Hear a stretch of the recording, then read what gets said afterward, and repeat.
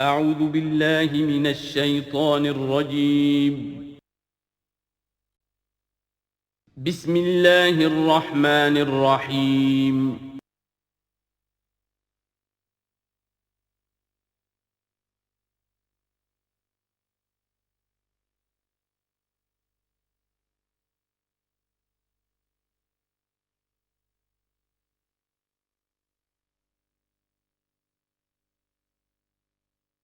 بعد فاعوذ باللہ من الشیطان الرجیم بسم اللہ الرحمن الرحیم ان تجتنبوا کبائر ما تنہون عنہ نکفر عنکم سیئاتکم وندخلکم مدخلا کریما ولا تتمنوا ما فضل اللہ به بعضکم علی بعض للرجال نصیب مما اکتسبوا وللنساء نصیب مما اکتسبن واسألوا اللہ من فضلہ ان اللہ کان بکل شیء علیما صدق اللہ العظیم۔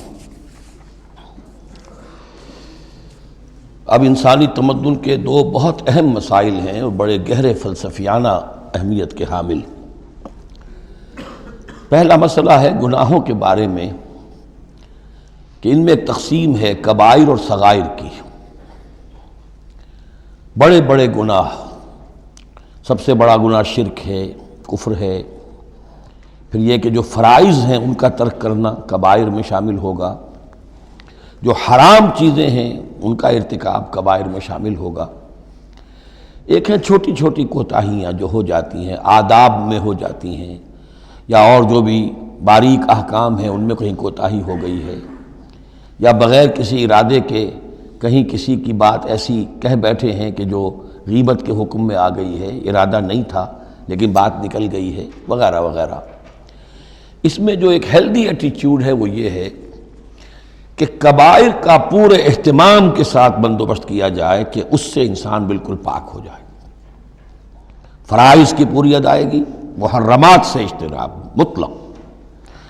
اور یہ چھوٹی چیزیں جو ہیں ان کے بارے میں نہ تو زیادہ ایک دوسرے پر نکیر کی جائے، نہ ایک دوسرے پر گرفت کی جائے، نہ کچھ اس پر بہت زیادہ جو ہے اپنے دل کے اندر بھی دل گرفتگی کی جائے، بلکہ ان کے بارے میں توقع رکھی جائے کہ اللہ تعالیٰ معاف فرما دے گا۔ استغفار کرے بھی آدمی، اور یہی صغائر ہیں جو نیکیوں کے ذریعے سے خود بخود بھی ختم ہوتے رہتے ہیں۔ یہ جو آتا ہے کہ جو شخص وضو کرتا ہے صحیح طریقے پر بیٹھ کر اطمینان سے، تو جب وہ ہاتھ دھوتا ہے تو ہاتھوں کے گناہ جھڑ جاتے ہیں، آنکھوں میں پانی ڈالتا ہے آنکھوں کا گناہ جھڑ جاتا ہے، وغیرہ وغیرہ۔ تو یہ وہ صغائر ہیں۔ ان الحسنات یذہبن السیئات، یہ نیکیاں جو ہیں ان بدیوں کو دور کر دیتی ہیں۔ کبائر معاف نہیں ہوتے اس سے۔ نیکیوں سے جن گناہوں کی معافی کا از خود اعلان ہے قرآن میں، وہ کبائر نہیں صغائر ہیں۔ کبائر توبہ کے بغیر وہ نہیں بخشے جا سکتے، توبہ کرنی ہوگی۔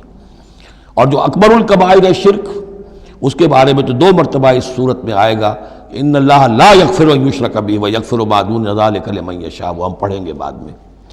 لیکن ایک پرورٹڈ قسم کی مذہبی شخصیت ہوتی ہے، مذہبی مزاج، پرورٹڈ، مست شدہ۔ جو کبائر ہیں وہ تو ہو رہے ہیں، سود خوری ہو رہی ہے، جو کچھ ہو رہا ہے حرام خوری ہو رہی ہے، چھوٹی چھوٹی باتوں پر نکیر ہو رہی ہے، یہ پائنچا تمہارا نیچے کیوں چلا گیا ہے، اس کے اوپر ساری گرفت ہو رہی ہے، یہ کیا ہو گیا ہے، تمہاری داڑھی جو ہے شرعی نہیں ہے، اس کے اوپر گرفت ہو رہی ہے۔ یہ چیزیں جو ہیں دس از پرورش، یہ مذہب کو مست کر دینے والی بات ہے۔ قرآن مجید میں اس معاملے کو 3 جگہ پر نقل کیا گیا ہے کہ یہ فلسفہ جو ہے کہ چھوٹی چیزوں کے بارے میں درگزر سے بھی کام لو، اور یہ کہ بہت زیادہ متفکر بھی نہ ہو، سینس آف پروپورشن ہونا چاہیے۔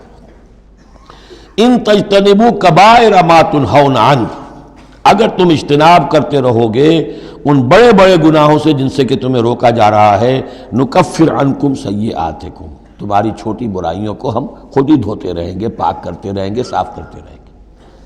جو بھی نیک کام کرو گے ان کے حوالے سے وہ جو فروغ گزاشتے ہیں وہ خود بخود بھی دھلتی رہتی ہیں۔ وندخلکم مدخلا کریما، اور تمہیں داخل کریں گے بہت ہی باعزت جگہ پر، جہاں کہ تمہارا مقام جو ہے باعزت اکرام کے ساتھ ہوگا۔ یہ مضمون سورہ شورى میں بھی آیا ہے، پھر سورۃ النجم میں بھی ہے، 3 مرتبہ یہ مضمون قرآن میں آیا ہے۔ دوسرا مسئلہ جو ہے انسانی معاشرے میں وہ فضیلت کا ہے۔ اب ظاہر بات ہے کہ تمام انسانوں کو ایک جیسا تو نہیں بنایا ہے اللہ نے، کسی کو خوبصورت بنا دیا، کسی کو بدصورت بنا دیا، کسی کا قد اونچا ہے، کوئی ٹھگنے قد کا ہے، لوگ اس پر ہنستے ہیں۔ یا کسی کو مرد بنا دیا، کسی کو عورت بنا دیا۔ اب عورت اپنے اندر ہی اندر کڑھتی رہے مجھے عورت کیوں بنایا، تو اس کا حاصل کیا ہوگا؟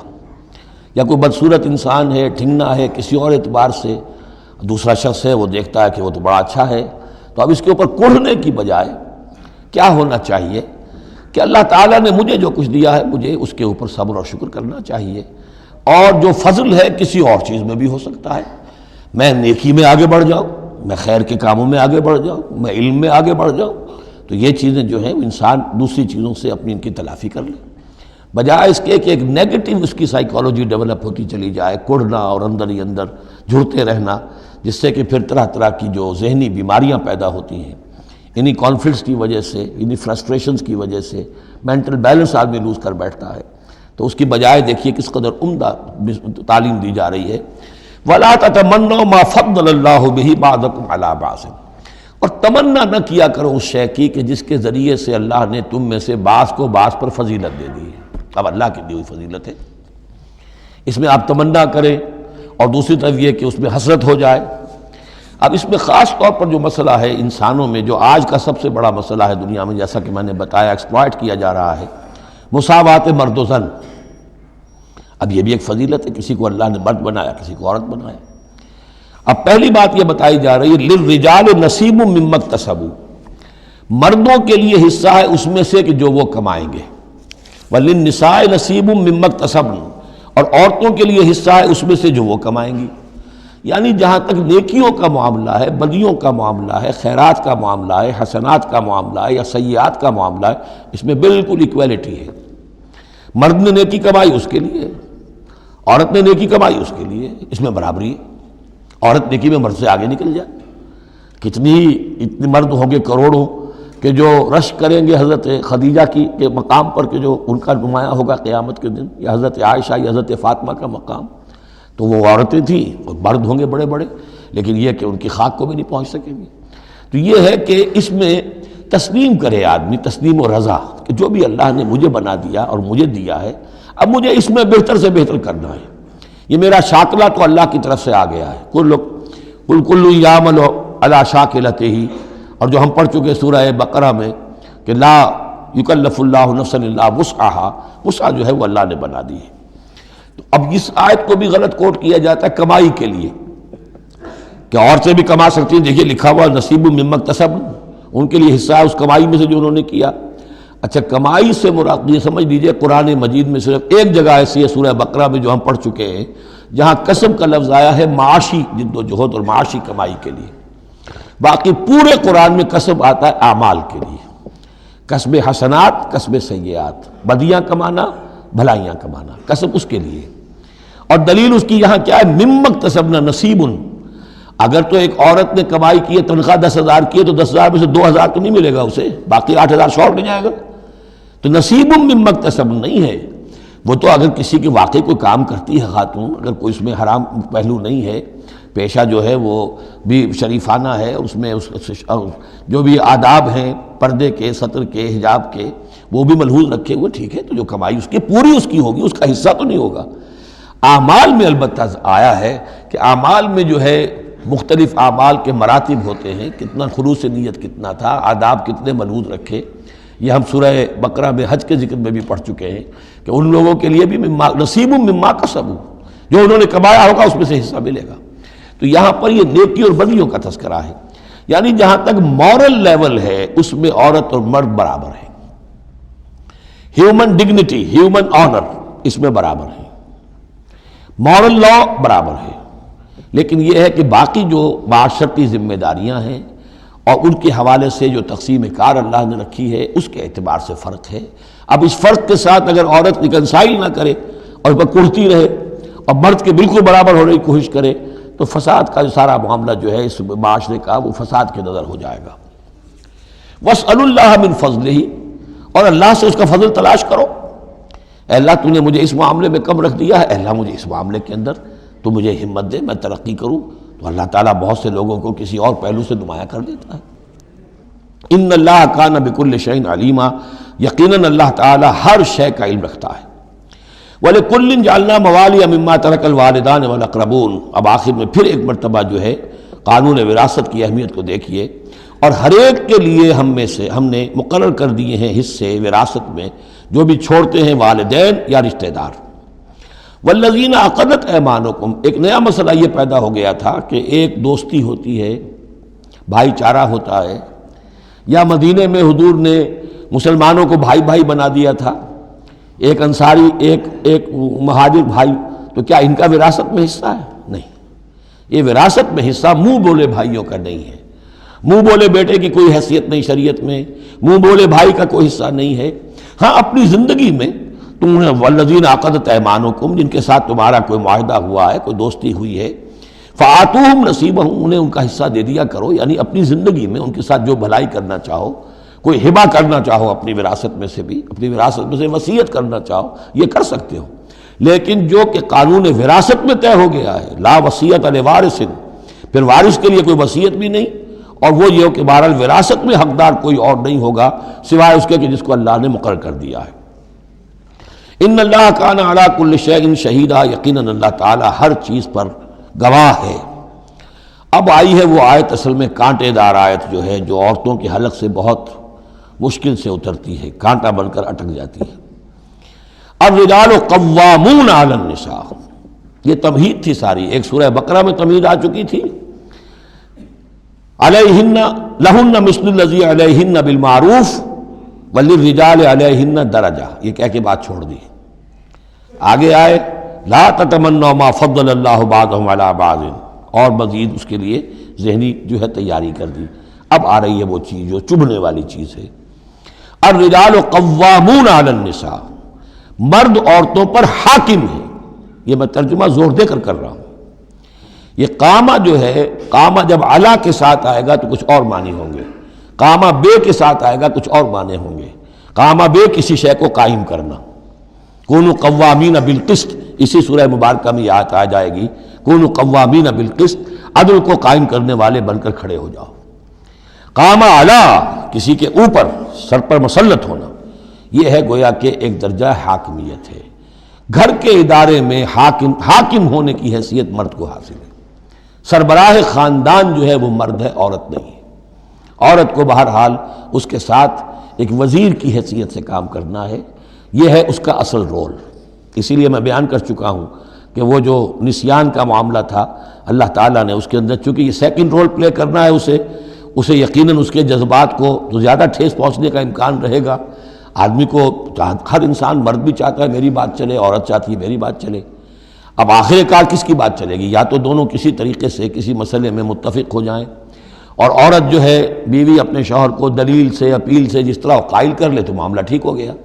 اب اگر نہیں ہو رہا معاملہ تو اب کس کی رائے چلے گی؟ مرد کی رائے چلے گی۔ تو کس کو اس سے ایک صدمہ پہنچے گا؟ عورت کو پہنچے گا۔ لیکن اس صدمے کا ہی جو ہے انفلوئنس، اس کو کم کرنے کے لیے سیفٹی والو، نسیان کا مادہ اللہ تعالیٰ نے عورت میں زیادہ رکھ دیا۔ اسی لیے پھر اس قانون شہادت کے اندر ایک مرد کی جگہ 2 عورتوں کو وہاں پر اس کا نصاب رکھا گیا۔ الرجال قوامون علی النساء بما فضل اللہ بعضهم علی بعض۔ اب یہ دوسری بات ہے کہ اگر وہ شوہر حاکم ہو کر ظلم کرتا ہے، ان کے حق ادا نہیں کرتا ہے، تو اللہ کے ہاں بڑی سخت پکڑ ہوگی، یہ تو دوسری بات ہے بالکل۔ لیکن یہ کہ جو قانون ہے اسلام کا وہ یہی ہے کہ یہ اختیار دیا گیا، اب آپ اس اختیار کا غلط استعمال کر رہے ہیں، آپ اس کو ظلم کا ذریعہ بنا رہے ہیں، تو اس کی سزا اللہ تعالیٰ کے ہاں آپ کو مل جائے گی۔ بما فضل اللہ بعضهم علی بعض، بسبب اس فضیلت کے جو اللہ نے بعض کو بعض پر دی ہے، وبما انفقوا من اموالہم، اور بسبب اس کے کہ جو وہ خرچ کرتے ہیں اپنے مال۔ اب دیکھیے یہ خرچ کرنے کا معاملہ اسلام میں شادی سے شروع ہو گیا۔ شادی مرد کی بھی ضرورت ہے، عورت کی بھی ضرورت ہے، لیکن مرد مہر دیتا ہے، عورت مہر وصول کرتی ہے۔ تو جو خرچ کرنے والا ہے اب اس کی ایک حیثیت دوسری ہو گئی۔ پھر گھر میں اس کا نان نفقہ پورا جو ہے، اس کا خرچہ، اس کی ذمہ داری، اس کو سپورٹ کرنا شوہر کے اوپر ہے، تو اب وہ مال خرچ کر رہے ہیں۔ بما انفقوا من اموالہم، فالصالحات، تو نیک بیویاں کون ہیں؟ جو کہ ایک یوں سمجھیے قرآن کے نزدیک ایک عورت کا جو اچھا کردار ہونا چاہیے، ایک خاتون خانہ کی جو بہترین روش ہونی چاہیے، وہ یہاں 3 الفاظ میں آئی ہے۔ فالصالحات، نیک بیویاں، قانتات، ایک تو فرما بردار ہوتی ہیں، شوہروں کی فرما بردار۔ حافظات للغیب، غیب میں حفاظت کرنے والیاں، یعنی ظاہر بات ہے کہ مال ہے کسی کا تو گھر میں ہے، وہ تو کام پہ چلا گیا ہے، اب وہ کس کی حفاظت میں ہے؟ بیوی کی حفاظت میں ہے۔ اسی طرح اب بیوی کی جو عصمت ہے وہ در حقیقت مرد کی عزت ہے، اب وہ اس کی عزت کی حفاظت کرے اس کی غیر موجودگی میں۔ اسی طرح مرد کے راز ہوتے ہیں، سب سے زیادہ بڑھ کر جو ہے رازدان وہ تو بیوی ہوتی ہے۔ تو تین اعتبارات سے حافظات للغیب، حافظات للغیب، غیب میں حفاظت کرنے والیاں شوہر کے مال کی، شوہر کے رازوں کی اور شوہر کی عزت کی۔ بما حفظ اللہ، اللہ کی حفاظت سے، حفاظت ہے تو اللہ کی، لیکن جیسے رازق اللہ ہے لیکن کام تو انسان کو کرنا پڑتا ہے، رزق کمانا پڑتا ہے۔ واللاتی تخافون نشوزہن، اور وہ خواتین کے جن کے بارے میں تمہیں اندیشہ ہو جائے ان کے اندر سرکشی کا، ضد ہے، ہٹ دھرمی ہے، بات نہیں مان رہی ہیں، اپنی بات منوانی ہے، کسی نہ کسی طریقے سے گھر کی فضا خراب کی ہوئی ہے، یہ ہے نشوز۔ ذہناً تسلیم نہ کرنا کہ میری حیثیت جو ہے وہ بہرحال شوہر کے تابع دار کی ہے، اس کو اگر تسلیم نہیں کریں گے تو ظاہر بات ہے فرکشن ہوگی، اور فرکشن جو ہے اس کے نتیجے کے اندر وہ گھر کے اندر جو ہے وہ ایک فساد پیدا ہوگا۔ واللاتی تخافون نشوزہن فعظوہن، تو ان کو پہلے تو نصیحت کرو، واہجروہن فی المضاجع، دوسرے تنبیہ کے طور پر ان سے تعلق اپنے بستر علیحدہ کر لو اور ان کے ساتھ وہ تعلق زن و شو جو ہے کچھ عرصے کے لیے بند کر دو۔ وَاضْرِبُوهُنَّ، اس پر بھی ٹھیک نہ ہو تو انہیں مارنے کی بھی اجازت ہے۔ اس میں حضور نے جو روکا ہے وہ یہ ہے کہ چہرے پر نہ مارا جائے، اور کوئی ایسی مار نہ ہو جس کا مستقل نشان جسم پر پڑے۔ اب یہ چیزیں اللہ کا کلام ہے، اس کے اندر جو ہے کوئی ہمارے لیے کوئی جھجک نہیں ہے، معاشرتی زندگی کو ٹھیک رکھنے کے لیے اس کی ضرورت پیش آئے تو وہ بھی کرنی ہوتی ہے۔ فَإِنْ أَطَعْنَكُمْ، پھر اگر وہ تمہاری اطاعت کریں، فَلَا تَبْغُوا عَلَيْهِنَّ سَبِيلًا، تو اب ان پر خام خواہ کی زیادتی کرنا، پچھلے غصے نکالنا، بار بار جو ہے وہ اپنے غصے کا اظہار کرنا، یہ بھی ٹھیک نہیں ہے۔ ان اللہ کان علیٰ کبیرا، یقیناً اللہ تعالیٰ بہت بلند ہے، بہت بڑا ہے۔ وَإِنْ خِفْتُمْ شِقَاقَ بَيْنِهِمَا، اور اگر تمہیں یہ اندیشہ ہو گیا ہو کہ ان میں تو اب زدم زدہ ہو گئی ہے اور یہ اب ساتھ اب چلنا ان کا مشکل ہے، شوہر میں بیوی میں مزاجوں کا اختلاف ہے اور اس کی وجہ سے کوئی زدم زدہ، عورت بھی اکڑ گئی ہے، مرد بھی اکڑا ہوا ہے، تو اب ٹھیک ہے کیا کریں ہم؟ تو اس میں ایک کوشش کرنے کا حکم دیا پہلے، فَبَعْثُوا حَكَمًا مِّنْ أَهْلِهِ وَحَكَمًا مِّنْ أَهْلِهَا، تو ایک حکم مقرر کرو ثالث، لڑکے والوں میں سے، شوہر والوں میں سے، شوہر کے خاندان میں سے، اور ایک حکم جو ہے اس عورت یا لڑکی کے خاندان والوں میں سے۔ ان یریدا اصلاحا، اگر وہ دونوں چاہیں گے اصلاح، یوفق اللہ بینہما، اللہ تعالیٰ ان کے مابین موافقت پیدا کر دے گا۔ لیکن ان یریدا میں مراد دونوں ہو سکتے ہیں، یعنی ایک تو یہ کہ اگر واقعتاً شوہر اور بیوی جو ہے چاہتے ہیں کہ موافقت ہو جائے، ہوتا ایسا ہے کسی وقت جو ہے وہ نفسیاتی گرہ ایسی بن جاتی ہے کہ وہ بھی چاہتا ہے کہ معاملہ درست ہو جائے اور وہ بھی چاہتی ہے کہ درست ہو جائے، لیکن اب یہ کہ اب اس میں گرہ ایسی پڑ گئی ہے، مقطع میں آ پڑی ہے سکون دسترانہ بات، کہ اب اس میں کسی طریقے سے مسئلہ حل نہیں ہو رہا، تو حکمین آ جائیں گے تو وہ بات کو گرہ کھولیں گے، ادھر سے کچھ سنیں گے، ادھر سے سنیں گے، کچھ اس کی وضاحت ہوگی، ادھر کی وضاحت ہوگی، تو ہو جائے گا۔ اور ایک یہ بھی ہو سکتا ہے کہ اس سے مراد حکمین ہو، کہ اگر حکمین پوری سی کوشش کریں گے تو اللہ تعالیٰ ان کے مابین موافقت پیدا کر سکتا ہے۔ میرا رجحان پہلی رائے کی طرف زیادہ ہے۔ ان اللہ کان علیما خبیرا، یقیناً اللہ تعالیٰ بہت علیم اور خبیر ہے۔ اب جیسا کہ اس سے پہلے بھی سورہ بقرہ میں بھی جو اہل کتاب کے ساتھ بنی اسرائیل کے ساتھ میثاق لیا گیا تھا، تو اس میں جو چیزیں آئی تھیں وہ یوں سمجھیے امہات شریعہ، دین کی بنیادیں کیا تھیں۔ ہم نے معاہدہ لیا تھا اللہ کے ساتھ شرک نہیں کرو گے، والدین کے ساتھ نیک احسان کرو گے، قرابت داروں کے ساتھ وغیرہ وغیرہ۔ اب یہ دوسرا مقام آ رہا ہے کہ شریعت کے اندر کیا چیزوں ہیں جو اہم تر ہیں، جن کو سامنے رکھنا چاہیے معاشرتی سطح پر۔ سب سے پہلی بات، وَاعْبُدُوا اللَّهَ وَلَا تُشْرِكُوا بِهِ شَيْئًا، پہلا حق اللہ کا ہے، اللہ کی بندگی اور پرستش کرو، اس کے ساتھ کسی کو شریک نہ ٹھہراؤ۔ نمبر 2، وَبِالْوَالِدَيْنِ إِحْسَانًا، یہ 4 مقامات قرآن میں ہیں جہاں اللہ کے حق کے فوراً بعد والدین کے حق کا تذکرہ ہے۔ والدین کے ساتھ حسن سلوک، یہ بھی ہمارے ہاں کے خاندانی نظام کے لیے بہت اہم بنیاد ہے کہ والدین کے ساتھ ان کا ادب ہو، ان کی خدمت ہو، ان کے ساتھ حسن سلوک ہو، ان کے سامنے آواز پست رکھی جائے۔ بڑی تفصیل سے سورہ بنی اسرائیل میں یہ بات آئے گی، لیکن یہ کہ یہ ہمارے معاشرے میں خاندان کے استحکام کی یہ بھی ایک بہت اہم بنیاد ہے۔ وَبِذِي الْقُرْبَىٰ، اور قرابت داروں کے ساتھ، وَالْيَتَامَىٰ وَالْمَسَاکِین، اور یتیموں کے ساتھ اور مسکینوں کے ساتھ، وَالْجَارِ ذِي الْقُرْبَىٰ، اور وہ ہمسایہ جو قرابت دار بھی ہو۔ پہلے عام طور پر محلے ایسے ہی ہوتے تھے، ایک ہی قبیلہ ایک جگہ رہ رہا ہے، رشتہ داری بھی ہے، ہمسائے کی بھی ہے۔ وَالْجَارِ الْجُنُبِ، اور اجنبی ہمسایہ بھی ہو سکتا ہے، جیسے آج کل شہروں میں ہوتے ہیں ہمسائے اجنبی ہوتے ہیں۔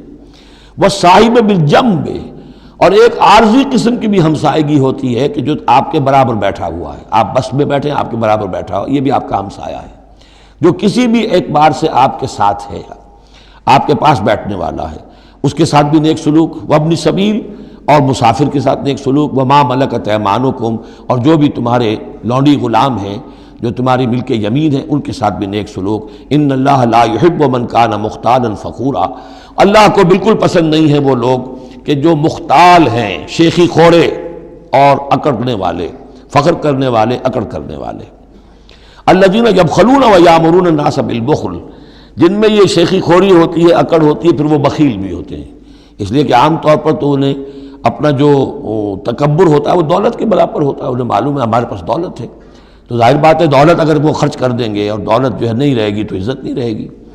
جو کہ بخل کرتے ہیں، وہ یامرون الناس بالبخل، اور لوگوں کو بھی نیکی بخل کا حکم دیتے ہیں، کیونکہ جب لوگ دیکھتے ہیں کہ یہ لوگ ذرا خرچے کے اندر کمی کرتے ہیں تو انہیں اندیشہ ہوتا ہے کہ یہ ہمیں ملامت کریں گے، تم بڑے بخیل ہو، تو اس سے پہلے ہی کیوں نہ کہو بابا یہ اس طرح نہ کیا کرو، تم خام کا پیسے اڑاتے ہو، کچھ نہ کچھ بچا کے رکھا کرو اور وقت پہ کام آئے گا، تو بجائے اس کے کہ آپ کو کوئی ڈیفنس لینا پڑے پہلے ہی آفنس لیجئے۔ تو یامرون الناس بالبخل، وہ لوگوں کو بھی بخلی کا مشورہ دیتے ہیں کہ عقل کے ناخن لو۔ وَيَكْتُمُونَ مَا آتَاهُمُ اللَّهُ مِنْ فَضْلِهِ، اور وہ چھپاتے ہیں اس کو جو اللہ نے انہیں اپنے فضل میں سے دیا ہے۔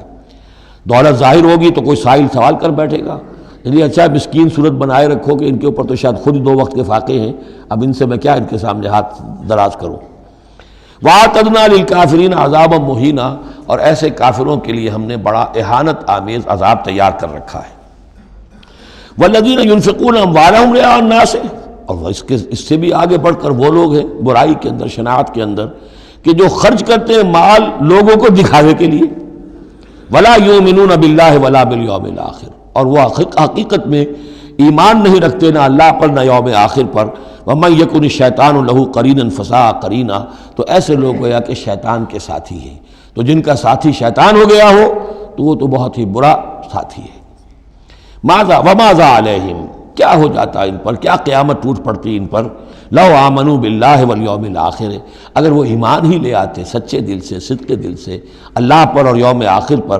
وَأَنفَقُوا مِمَّا رَزَقَهُمُ اللَّهُ، اور خرچ کرتے کھلے دل کے ساتھ اس میں سے جو اللہ نے انہیں دیا ہے۔ وَكَانَ اللَّهُ بِهِمْ عَلِيمًا، اور اللہ تعالیٰ ان سے اچھی طرح واقف ہے۔ إِنَّ اللَّهَ لَا يَظْلِمُ مِثْقَالَ ذَرَّةٍ، یقیناً اللہ تعالیٰ کسی پر ذرے کے برابر بھی، ذرے کے ہم وزن بھی ظلم نہیں کرے گا۔ لا یظلم مثقال ذرۃ وإن تک حسنۃ یضاعفها، اگر نیکی ہوگی وہ ذرہ عمل کا جو ہے نیکی کا ہے اس سے دگنا کرے گا، بڑھائے گا، بڑھوتری کرے گا۔ وَيُؤْتِ مِن لَّدُنْهُ، نہ صرف اس کو بڑھا کر دے گا واپس بلکہ اور اپنے پاس سے یؤتِ مِن لَّدُنْهُ أَجْرًا عَظِیمًا، خاص اپنے خزانے فضل سے مزید بہت بڑا اجر دے گا۔ اب یہ آیت جو آ رہی ہے آیت نمبر 41 سے سورہ مبارکہ کی، یہ بڑی اہم ہے، یہ وہ شہادت علی الناس سے متعلق ہے جو سورہ بقرہ میں جو مضمون آیا تھا کہ اے مسلمانوں تمہیں اب شہداء علی الناس بنایا گیا، جیسے کہ نبی تم پر شہید تھے یا نبی نے تم پر شہادت دی ہے۔ نبی قیامت کے دن کھڑے ہو کر کہیں گے اے اللہ میرے پاس جو دین آیا تھا میں نے انہیں پہنچا دیا تھا، اب یہ ذمہ دار ہیں، they are responsible for their attitude and conduct. تو یہ بات تمہیں کہنی ہے قیامت کے دن کھڑے ہو کے، اے اللہ ہم نے اپنے زمانے کے لوگوں تک تیرا دین پہنچا دیا تھا، اب اس کے بعد جو بھی طرز عمل ہے یہ جواب دیں۔ ایسا نہ ہو کہ الٹا وہ ہمارے اوپر مقدمہ کریں کہ اللہ ان بدبختوں نے ہمیں نہیں پہنچایا، یہ خزانے کے سانپ بن کر بیٹھے رہے۔ تو یہ تو ایک رخ ہے اس کا، لیکن یہ کہ جس کے ذمے یہ ڈیوٹی لگ گئی ہو، واقعہ یہ ہے کہ اس کے لیے تو ایک بہت بھاری یوں سمجھیے کہ بوجھ ہے اس پر۔ اب اس کا جو ہے نقشہ کھینچا جا رہا ہے قیامت کے دن کیا ہوگا۔ فَكَيْفَ إِذَا جِئْنَا مِن كُلِّ أُمَّةٍ بِشَهِيدٍ، تو کیا ہوگا اس دن، کیا صورتحال ہوگی جس دن کہ ہم ہر امت میں سے ایک شہید کھڑا کریں گے۔ کون؟ ان کا نبی اور رسول، جس نے ان کو دعوت پہنچا دی. وَجِئْنَا بِكَ عَلَىٰ هَٰؤُلَاءِ شَهِيدًا، اور اے نبی آپ کو ہم لائیں گے ان پر گواہ بنا کر. یعنی آپ کو کھڑے ہو کر کہنا ہوگا، جس کو کہ ہمارے تصور میں کہتے ہیں، ہمارے اصطلاح میں پروزیکیوشن وٹنس. عدالت خداوندی کا پروزیکیوشن وٹنس کون ہے؟ نمبر 1 پروزیکیوٹر کون ہے؟ نبی. اے اللہ تیرا پیغام جو پہنچا تھا میں نے پہنچا دیا تھا. Now they are accountable responsible. تو اس کے کیا معنی ہوئے؟ اپنی ہی قوم کے خلاف گواہی آ گئی نا. علا کا لفظ یہاں بھی نوٹ کر لیجیے. علی ہؤلاء شہیدا. علی ہمیشہ مخالفت کے لیے آتا ہے. ہم توقع میں ہیں کہ ہمیں تو شفاعت ملے گی میٹھی میٹھی، یہاں کڑوا معاملہ ہے. اے اللہ یہ بدبخت ہے جنہیں میں دین دے کر گیا تھا، ان کا کام تھا دین پھیلانا، انہوں نے خود دین کو چھوڑ دیا. تو نبی شفاعت کریں گے یا نبی مقدمہ قائم کریں گے؟ وقال الرسول یا رب ان قوم اتخذوا هذا القرآن مہجورا، اور کہیں گے رسول کہ اللہ میری اس قوم نے قرآن کو ترک کر دیا تھا. اس آیت کے بارے میں ایک واقعہ بھی ہے کہ ایک مرتبہ حضور صلی اللہ علیہ وسلم نے حضرت عبداللہ ابن مسعود سے کہا کہ مجھے قرآن سناؤ. انہوں نے عرض کیا حضور آپ کو سناؤں؟ آپ پر تو نازل ہوا ہے. فرمایا ہاں لیکن مجھے کسی دوسرے سے سن کر کچھ اور حظ حاصل ہوتا ہے، لطف آتا ہے. سورہ نساء انہوں نے پڑھنی شروع کی، شروع سے لے کے پڑھتے جا رہے ہیں. ظاہر بات ہے کہ حضور بھی سن رہے ہیں، باقی اور صحابہ بھی ہوں گے، اور حضرت عبداللہ ابن مسعود کی گردن نیچی ہے، پڑھ رہے ہیں. جب اس آیت پر پہنچے فَكَيْفَ إِذَا جِئْنَا مِن كُلِّ أُمَّةٍ بِشَهِيدٍ وَجِئْنَا بِكَ عَلَىٰ هَٰؤُلَاءِ شَهِيدًا. تو حضور نے فرمایا حسبک حسبک، بس کرو بس کرو. اور عبداللہ ابن مسعود نے سر اٹھا کر دیکھا تو حضور کی آنکھوں سے آنسوؤں کی لڑیاں چل رہی تھیں. اپنی قوم کے خلاف مجھے گواہی دینی ہوگی. وَجِئْنَا بِكَ عَلَىٰ هَٰؤُلَاءِ شَهِيدًا. يَوْمَئِذٍ يَوَدُّ الَّذِينَ كَفَرُوا، اس دن یہ چاہیں گے کافر، وَعَصَوُا الرَّسُولَ جنہوں نے کفر کیا تھا اور رسول کی نافرمانی کی تھی، لَوْ تُسَوَّىٰ بِهِمُ الْأَرْضُ، کسی طرح زمین پھٹ جائے، شق ہو جائے، ہم اس میں دفن ہو جائیں اور ہمیں نسیم منسیہ کر دیا جائے. وَلَا يَكْتُمُونَ اللَّهَ حَدِيثًا، اللہ سے وہ کوئی بات چھپا نہیں سکیں گے. یا ایھا الذین آمنوا لا تقربوا الصلاۃ وانتم سکارى، اہل ایمان نماز کے قریب نہ جاؤ اس حال میں کہ تم نشے کی حالت میں ہو. اب یہ وہ سورہ بقرہ میں جو آیا تھا یسألونک عن الخمر والمیسر، اس کا اگلا قدم آ گیا کہ اس کے اندر جو خباثت ہے، شناعت ہے، جو برائی کا پہلو ہے، اس کو ایک مرتبہ اور اجاگر کیا. یا ایھا الذین آمنوا لا تقربوا الصلاۃ وانتم سکارى حتی تعلموا، جب تک کہ نشہ اتر نہ جائے اور تمہیں معلوم ہو کہ تم کیا کہہ رہے ہو. اس واقعات بھی بیان ہوتے ہیں کہ ایسا ہوا کہ نشے میں نماز پڑھائی کسی نے، اس لیے کہ شراب ابھی حرام مطلق تو ہوئی نہیں تھی، تو اس میں قل یا ایھا الکافرون لا اعبد ما تعبدون، اس کی بجائے اعبد ما تعبدون، میں بھی بندگی کرتا ہوں اسی کی جس کی تم کرتے ہو، تو وہ تو کفر ہو گیا. تو اس پر خاص طور پر یہ آیت نازل ہوئی حتی تعلموا ما تقولون، جب تک کہ تم سمجھ نہ رہے ہو شعور کے ساتھ کہ تم کیا کہہ رہے ہو. اب اس میں ایک اشارہ ادھر بھی ہو گیا، بے سمجھے نماز پڑھنا بھی ایسا ہی ہوا. پھر یعنی یہ کہ جو روکا جا رہا، ایک تو مدہوشی کی وجہ سے سمجھ میں نہیں آ رہا اور غلط سلط پڑھ رہے ہیں، اور ایک سمجھتے ہی نہیں. قرآن کہہ رہا ہے حتی تعلموا ما تقولون، تمہیں معلوم ہونا چاہیے کیا کہہ رہے ہو تم. اب جنہیں قرآن مجید کے معنی نہیں آتے، نماز کے معنی نہیں آتے، انہیں کیا پتہ ہے کیا کہہ رہے ہیں. ولا جنبا الا عابری سبیل حتی تغتسلوا، اسی طریقے اگر تم حالت جنابت میں ہو، اگر اپنی بیویوں سے تم نے وہ تعلق قائم کیا ہو، مباشرت کی ہو، یا یہ کہ اور کسی اور طرح کی اسی وہ احتلام وغیرہ کی شکل ہو گئی ہو، تب بھی تم نماز کے قریب نہ جاؤ حتی تغتسلوا، جب تک کہ غسل نہ کر لو. الا عابری سبیل، اس کے بارے میں بہت سے قول ہیں، لیکن یہ رائے یہ جو آگے بات بیان ہو رہی ہے اس میں آ جائے گا کہ ہاں سفر کی حالت میں اس غسل کی پابندی پر جو ہے وہ نرمی کی گئی ہے اور اس میں تیمم کی اجازت دی گئی ہے. وَإِن كُنتُم مَرْضَىٰ، اور اگر تم ہو بیمار، أَوْ عَلَىٰ سَفَرٍ، آدمی مریض ہے، نہانے میں اندیشہ ہے، بخار بہت تیز ہے یا کچھ اور ہے معاملہ ہے، أَوْ عَلَىٰ سَفَرٍ، یہ سفر میں ہے، أَوْ جَاءَ أَحَدٌ مِّنكُم مِّنَ الْغَائِطِ، یا یہ کہ تم میں سے کوئی جو ہے قضاء حاجت کے بعد آیا ہے، أَوْ لَامَسْتُمُ النِّسَاءَ، یا تم نے عورتوں کے ساتھ مباشرت کی ہے، فَلَمْ تَجِدُوا مَاءً، اور تم پانی نہ پاؤ. یعنی یہ تمام صورتیں کہ جس میں غسل واجب ہے یا یہ کہ وضو واجب ہے، تو ان دو صورتوں میں سے اگر بیماری راستے میں حائل ہے سفر میں ہونے کی وجہ سے پانی نہیں ہے یا کوئی اور وجہ ایسی ہے کہ پانی ہے دستیاب نہیں ہے، فَتَيَمَّمُوا صَعِيدًا طَيِّبًا، تو تیمم کر لیا کرو. لیکن تیمم کا جیسا کہ ہم پہلے پڑھ چکے ہیں، میں نے بتایا تھا کہ قصد کرنا تیمم. فَتَيَمَّمُوا صَعِيدًا طَيِّبًا، پاک مٹی کا اس کا قصد کرو. فَامْسَحُوا بِوُجُوهِكُمْ وَأَيْدِيكُمْ، اور پھر اپنے چہروں کو اور اپنے ہاتھوں کو اس سے مسح کر لو، بل لو. ان اللہ کان عفوا غفورا، یقیناً اللہ تعالی عفو ہے، بہت معاف کرنے والا. اب یہاں تک تو یہ سلسلہ آپ نے دیکھ لیا. 43 آیات ہیں کہ جن میں وہی انداز ہے سورہ بقرہ کے، شریعت کے احکام مختلف گوشوں میں مختلف پہلوؤں سے.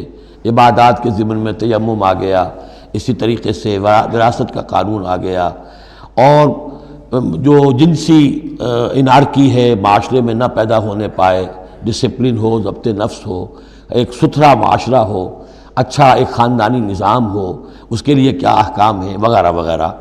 اب یہاں تھوڑا سا خطاب آ رہا ہے بہت مختصر اہل کتاب کے بارے میں. الم تر الی الذین اوتوا نصیبا من الکتاب، کیا تم نے دیکھا نہیں ان لوگوں کی جانب جنہیں حساب کتاب میں سے ایک حصہ دیا گیا تھا.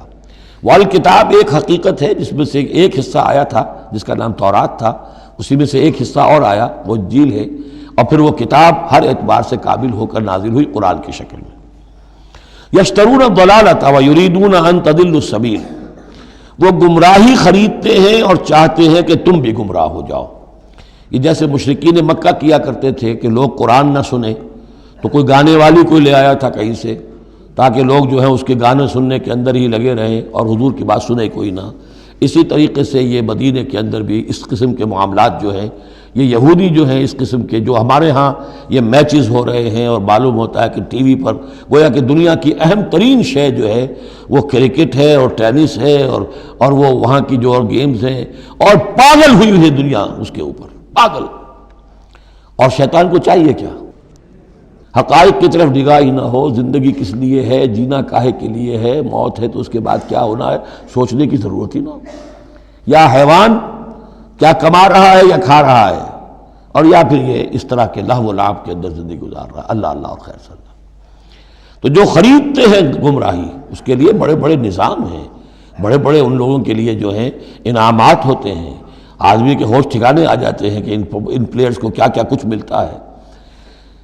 وَيُرِيدُونَ أَن تَضِلُّوا السَّبِيلَ، وہ یہ چاہتے ہیں کہ تمہیں سیدھے راستے سے، راہ حق سے منحرف کر دیں.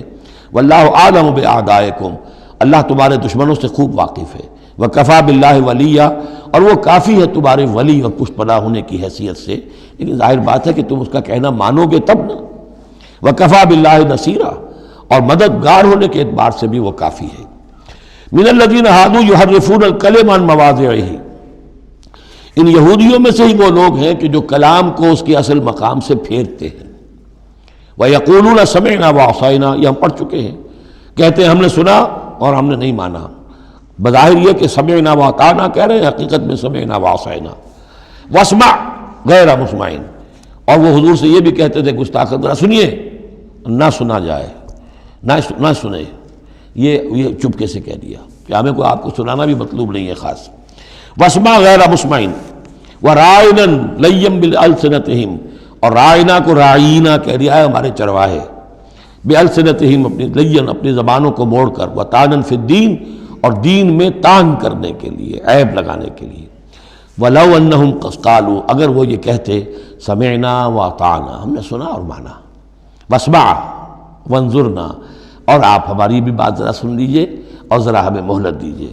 لَكَانَ خَيْرًا لَهُمْ وَأَقْوَمَ، یہ ان کے لیے کہیں بہتر ہوتا اور بہت درست اور سیدھی بات ہوتی.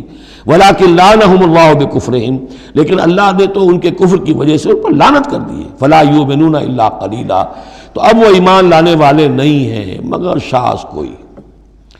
یا ایھا الذین اوتوا الکتاب آمنوا بما نزلنا مصدقا لما معکم، اب یہاں پر اس لعنت و ملامت کے ساتھ ہی وہ دعوت بھی ہے. یہاں پہ جو چیزیں ملی ہوئی ہیں جیسے کہ ہم نے دیکھا سورہ بقرہ اور آل عمران میں وہ علیحدہ علیحدہ مقامات تھے. اے وہ لوگوں جنہیں کتاب دی گئی تھی، اوتوا الکتاب آمنوا بما نزلنا، ایمان لاؤ اس پر کہ جو ہم نے نازل کیا ہے. مصدقا لما معکم، اس جو کہ تصدیق کرتے ہوئے آیا ہے اس کی جو تمہارے پاس ہے. من قبل ان نطمس وجوہا، اس سے پہلے کہ ہم چہروں کو مٹا دیں۔ اس کا مطلب کیا ہے کہ چہروں پر جو نشان ہیں کوئی ایک ہاتھ پھرے کہ کوئی نشان باقی نہ، اسپاٹ ہو جائے۔ فنردھا علی ادبارہا، پھر ان کو ان کی پیٹھوں کی طرف موڑ دیں، چہرہ پیچھے اور گدی سامنے، جیسے کہ اصحاب سبت کے ساتھ ان کو بندر بنا دیا یا انہیں خنزیر کی شکل بنا دی۔ تو فرمایا او نلعنہم کما لعنا اصحاب السبت، یا ہم ان پر وہ لعنت کر دیں جو اصحاب سبت پر ہم نے کی تھی۔ یہ تفصیل آئے گی سورہ اعراف میں، لیکن واقعہ اجمالاً جو ہے سورہ بقرہ میں آ چکا ہے۔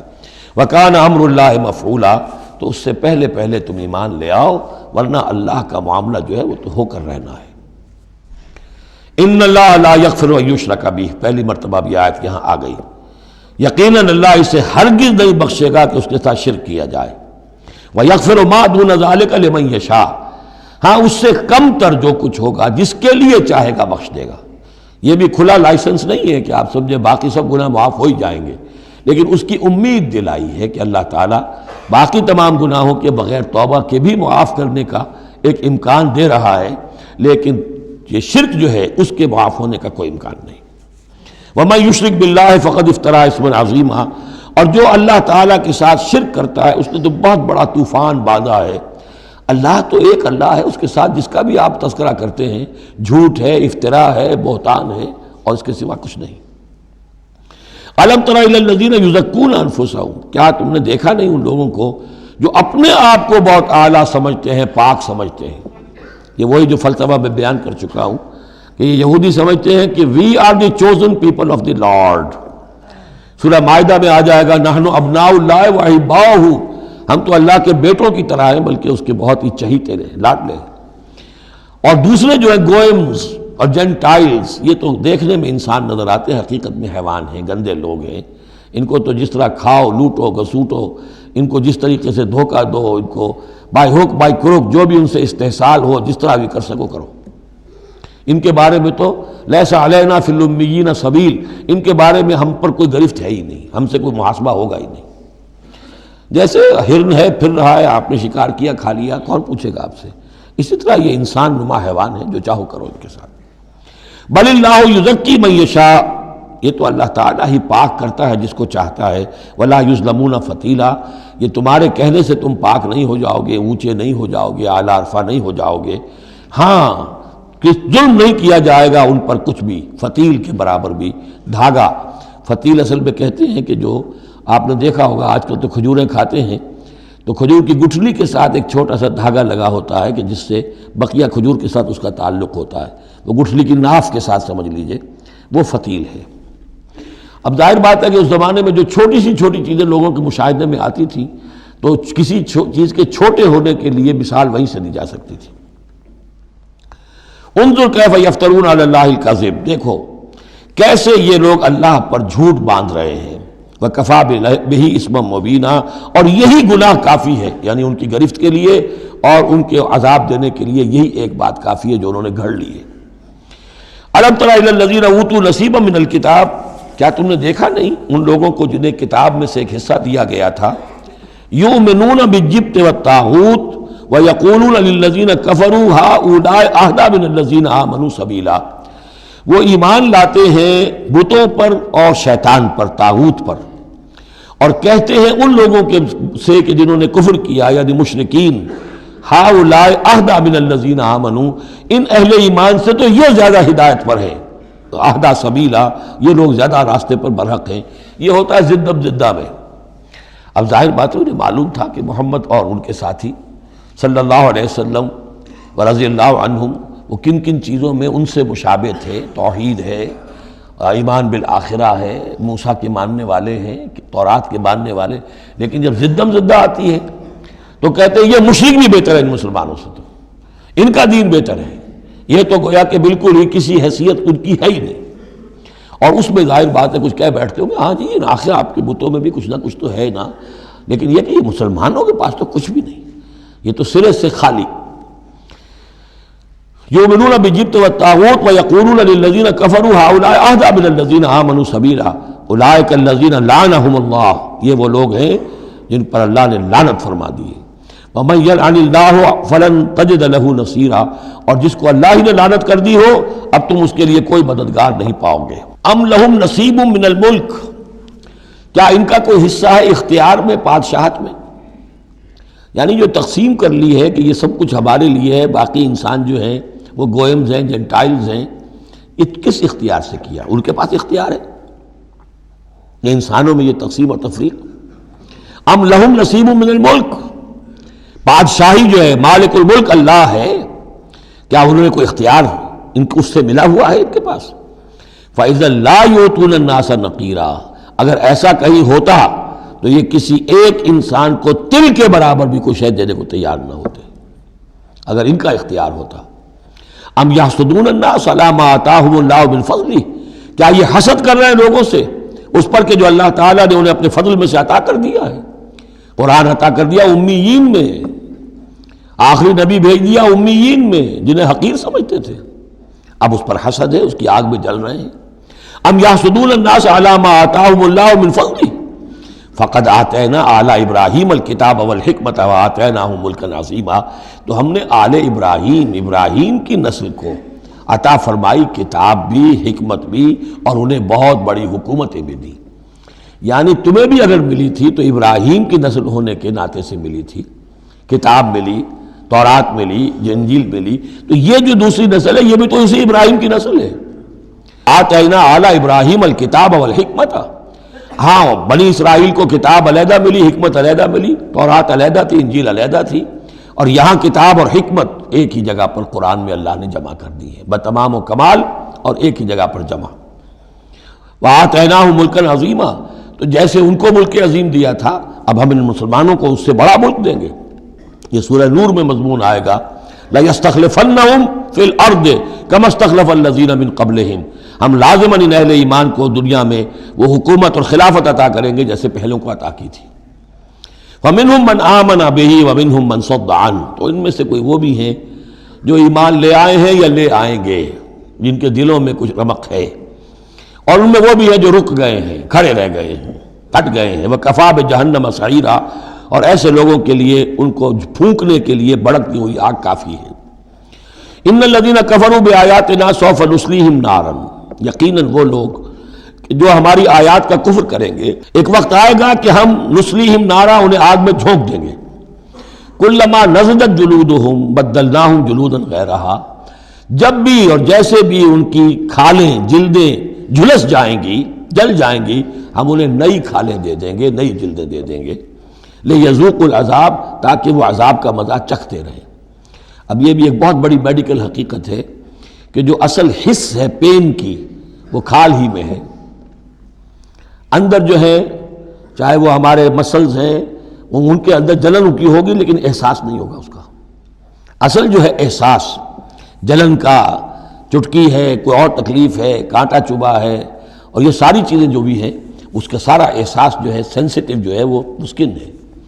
تو سکن چونکہ ان کے لیے تکلیف کا موجب ہو رہی ہے، سکن جل گئی، اب انہیں نئی سکن دی جائے گی، بدلناہم جلودا غیرہا، اس کے سوا اور کھال دے دی جائے گی تاکہ وہ سوزش مسلسل رہے، وہ جلن کا احساس برقرار رہے، اس میں کمی نہ ہو، لیذوقوا العذاب، تاکہ وہ عذاب کا مزہ چکھتے رہیں۔ ان اللہ کان عزیزا حکیما، یقیناً اللہ تعالیٰ زبردست ہے، کمال حکمت والا۔ والذین آمنوا وعملوا الصالحات، وہی سائملٹینیس کنٹراسٹ، جب جہنمیوں کا تذکرہ ہوا ہے تو اہل جنت کا تذکرہ بھی ہے، اور وہ لوگ جو ایمان لائے اور جنہوں نے نیک عمل کیے، سندخلہم جنات تجری من تحتہا الانہار، ان قریب انہیں ہم داخل کریں گے ان باغات میں جن کے دامن میں ندیاں بہتی ہوں گی، خالدین فیہا ابدا، اور وہ رہیں گے ان میں ہمیشہ ہمیش، لہم فیہا ازواج مطہرۃ، ان کے لیے اس میں ہوں گی بڑی پاک باز بیویاں، وندخلہم، اور ہم انہیں داخل کریں گے ظلا ذلیلا، ایسی ٹھنڈی چھاؤں، گہری چھاؤں کے اندر ہم انہیں داخل کریں گے، ذل اور ذلیل، بہت ہی ٹھنڈی چھاؤں۔ یہاں اب وہ ختم ہوا حصہ کہ جو اہل کتاب کی طرف روح سخن اور خطاب تھا، اب پھر مسلمانوں سے۔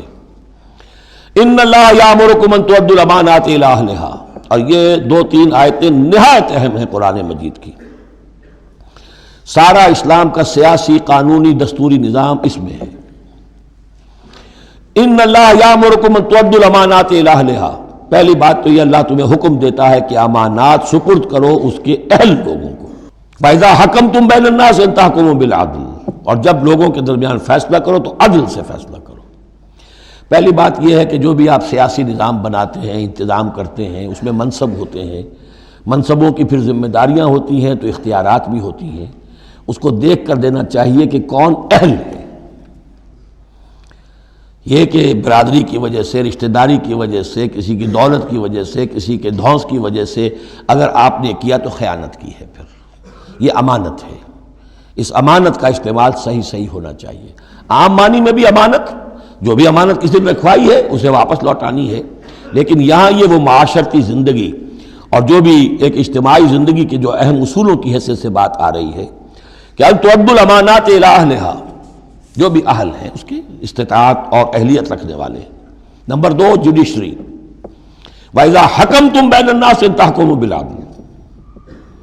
پہلی چیز ہے سیاسی نظام، کس کو امیر بناؤ، امیر المومنین بناؤ، کس کے لیے تم ہیڈ آف دی اسٹیٹ بناؤ، کیا کرو. وہ تو جو بھی نظام ہوگا پہلے تو یہ کہ وہ اہلیت کی بنیاد پر ہو.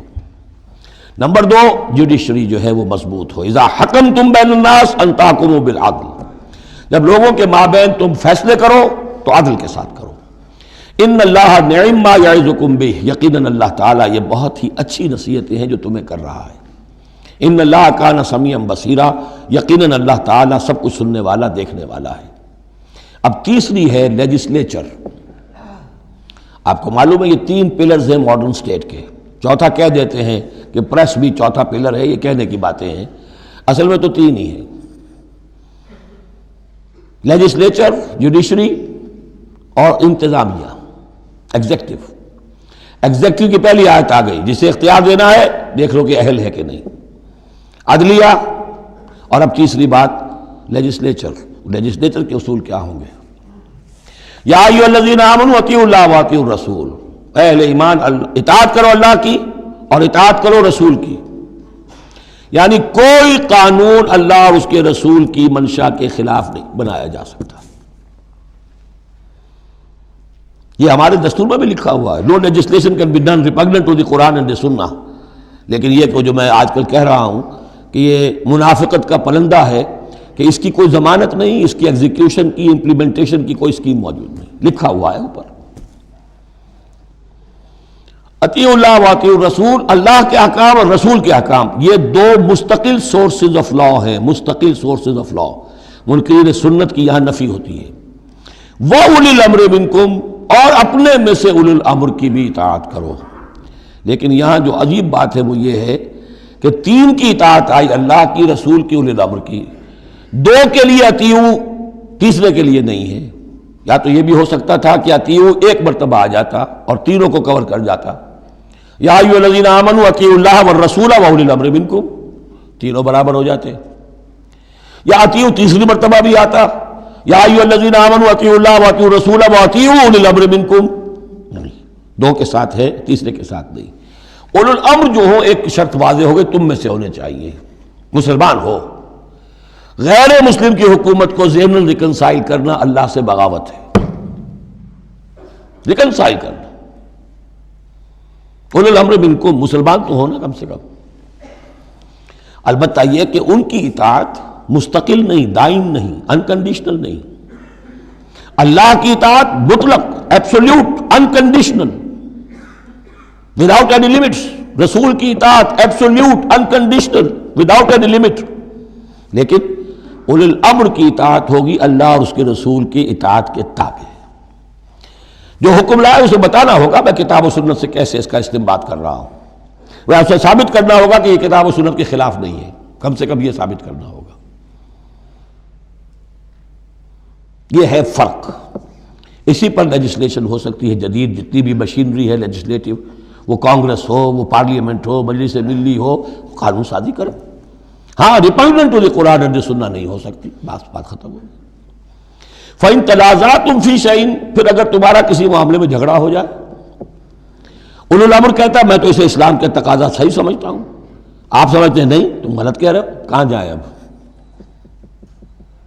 فردوہ الی اللہ والرسول، لوٹا دو اسے اللہ اور رسول کی طرف. یعنی اب یہ کہ جو بھی اپنی بات ثابت کرنا چاہتا ہے اسے اللہ اور اس کے رسول سے دلیل لانی پڑے گی. میری پسند، میرا خیال، میرا نظریہ نہیں، اللہ اور اس کے رسول کے بات.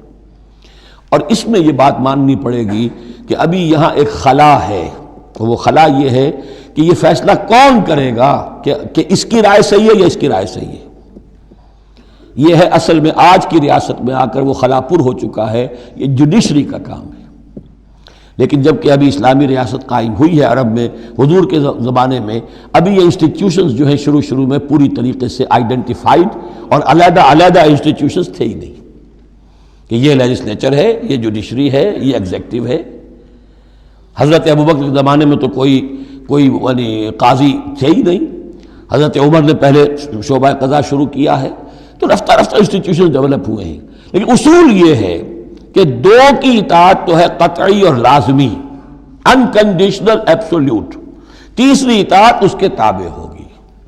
فیصلہ کون کرے گا؟ جدید دور میں اس کا جو انسٹیٹیوشن ہے وہ عدلیہ ہے.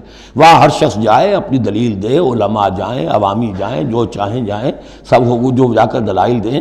لیکن وہاں سے فیصلہ ہو جائے گا کہ واقعتاً یہ ریپگننٹ ہے یا نہیں.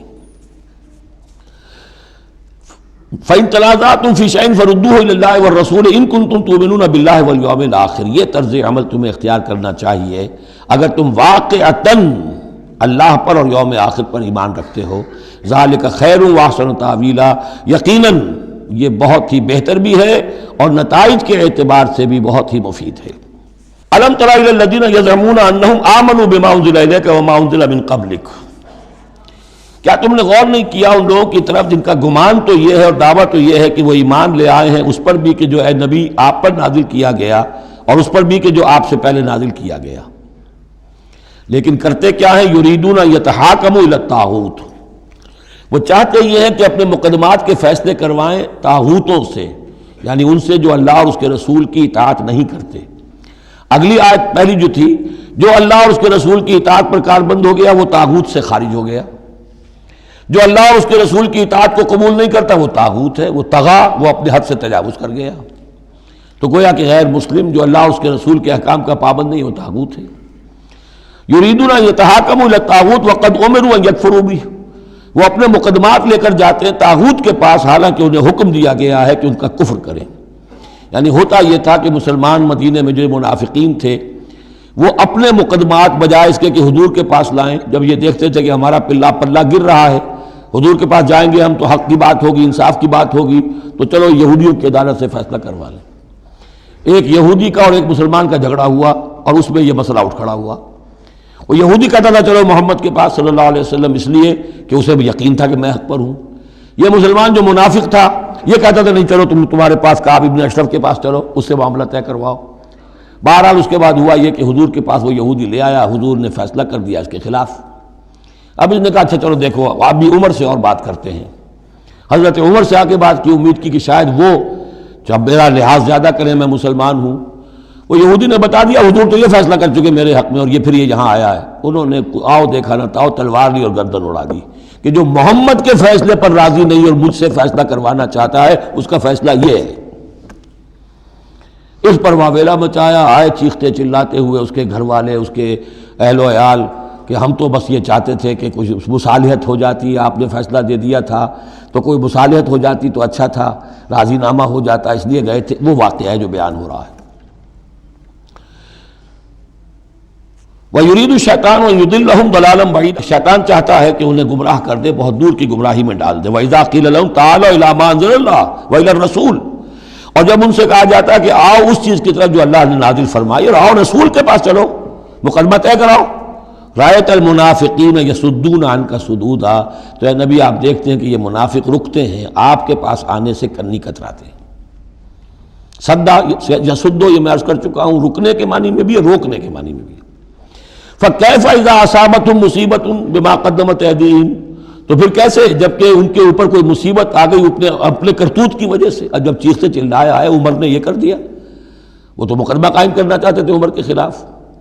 لیکن یہاں یہ ہے کہ فَكَيْفَ إِذَا أَصَابَتْهُم مُّصِيبَةٌ بِمَا قَدَّمَتْ أَيْدِيهِمْ، ان کے اپنے ہاتھوں کے کرتوتوں کی وجہ سے جو مصیبت آ گئی، ثُمَّ جَاءُوكَ، پھر وہ آپ کے پاس آئے، يَحْلِفُونَ بِاللَّهِ، اور اللہ کی قسمیں کھاتے ہوئے آئے، إِنْ أَرَدْنَا إِلَّا إِحْسَانًا وَتَوْفِيقًا، ہم تو احسان بھلائی چاہتے تھے، موافقت چاہتے تھے، راضی نامہ چاہتے تھے، اس لیے عمر کے پاس گئے تھے۔ اولئک الذین یعلم اللہ ما فی قلوبہم، یہ وہ لوگ ہیں کہ جو کچھ ان کے دلوں میں اللہ اسے جانتا ہے۔